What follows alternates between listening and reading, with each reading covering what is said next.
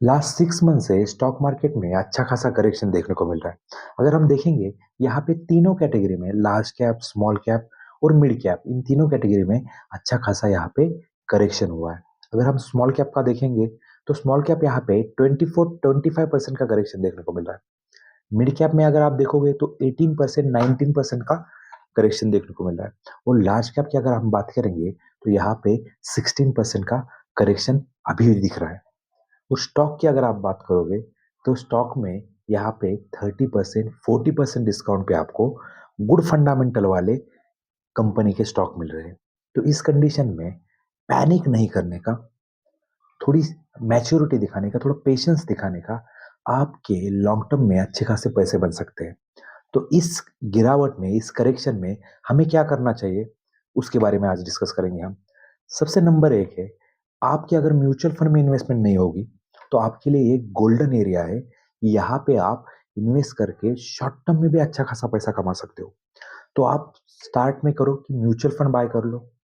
तो आप अलग अलग कैटेगरी के large cap, mid cap, small cap, flexi cap, इन कैटेगरी के कुछ म्यूचुअल फंड्स बाय करो। लमसम अमाउंट भी कर सकते हो इस गिरते हुए मार्केट में। सेकंड चीज, अगर आपके पास म्यूचुअल फंड में इन्वेस्टमेंट किया हुआ है तो आपको क्या करना चाहिए। अगर आपकी एसआईपी होगी तो आपको सबसे पहले एक ब्लास्ट एसआईपी लगानी चाहिए। अगर आपकी 5,000 की एसआईपी होगी तो आपको आने वाले 3 मंथ के लिए, आने वाले 4 मंथ के लिए आपको एसआईपी का जो अमाउंट है उसे बढ़ाना है। सेकंड चीज कर सकते हैं, जो आपकी जो लमसम अमाउंट इन्वेस्टमेंट है जो अभी निगेटिव दिख रही है, वहां पे हम टॉपअप कर सकते हैं। तो इस टॉपअप से क्या फायदा होगा कि आपकी जो एनएवी की प्राइस है यहाँ पे नीचे का आपको एवरेज आउट हो जाएगा और आपको इसका बेनिफिट होगा। थर्ड पॉइंट आता है कि जिनकी स्टॉक्स में इन्वेस्टमेंट है वो क्या करें। जिनकी स्टॉक में इन्वेस्टमेंट है, जो गुड फंडामेंटल वाले स्टॉक है, वहां पे हम एवरेज आउट कर सकते हैं। पर जो अच्छी कंपनियां नहीं है, जिनकी फंडामेंटल अच्छी नहीं है, उन कंपनियों से हमें बच के रहना है। और जिनके गुड फंडामेंटल्स है, जिनके क्वार्टर रिजल्ट अच्छे लगे, पर इस मार्केट की गिरावट के कारण यहाँ पे अगर हमें करेक्शन देखने को मिल रहा है तो हम यहाँ पे इन्वेस्टमेंट करके आने वाले टाइम में अच्छा खासा मुनाफा कमा सकते हैं।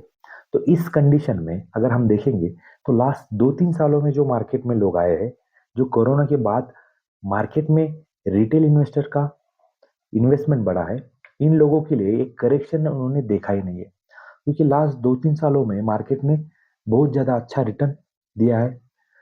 सब लोगों को म्यूचुअल फंड में अच्छा रिटर्न मिला है, स्टॉक्स में अच्छे खासे पैसे मिले थे। तो ये अभी जो करेक्शन आया है, ये एफआईआई जो फॉरेन डायरेक्ट इन्वेस्टमेंट है, उन्होंने जब सेल किया है मार्केट में, तो उसका इम्पैक्ट अभी मार्केट को देखने को मिल रहा है। और सेकंड चीज, इतना गिरावट क्यों हो रहा है, इसका एक सेकंड चीज भी है। अगर हम देखेंगे तो स्टार्टिंग में एफआईआई सेल कर रहे थे, उसके बाद अगर आप देखोगे तो जो इंडियन इन्वेस्टर है जिन्होंने शॉर्ट टर्म के लिए पैसे लगाए थे, वहां पे वो भी पैसे अभी विड्रॉ करना चालू किया है। थर्ड चीज जो है कि जिन्होंने एफडी की, नए इन्वेस्टर थे, उनको कुछ पता नहीं है, वो लॉस में भी अपना पोर्टफोलियो सेल कर रहे हैं। तो इसी कारण से अभी मार्केट में आपको तेज गिरावट देखने को मिल रही होगी। पर ये, मैं मेरा आपको मेरा एक्सपीरियंस ये कहता है कि आने वाले टाइम में मार्केट में अच्छी खासी तेजी आ सकती है। इसका रीजन है क्योंकि अगर आप देखोगे तो स्मॉल कैप, मिड कैप में अच्छा खासा यहाँ पे करेक्शन देखने को मिल रहा है। सभी म्यूचुअल फंड्स जो है यहाँ पे 20% 25% नीचे आ चुके हैं। स्टॉक उनके करेक्ट वैल्यूएशन पे आ चुके हैं। अभी यहाँ से अगर आप देखोगे तो एसआईपी का जो फ्लो है वो 26,000 करोड़ का है मंथली। 3 लाख करोड़ की अमाउंट पे म्यूचुअल फंड हाउसेस बैठे हुए हैं, वो अभी पैसे इन्वेस्ट कर रहे हैं। तो ये जो करेक्शन आया है मार्केट में, ये बहुत दिनों के लिए नहीं टिक सकता।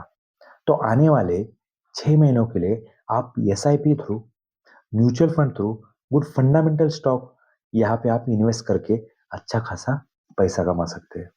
Thank you.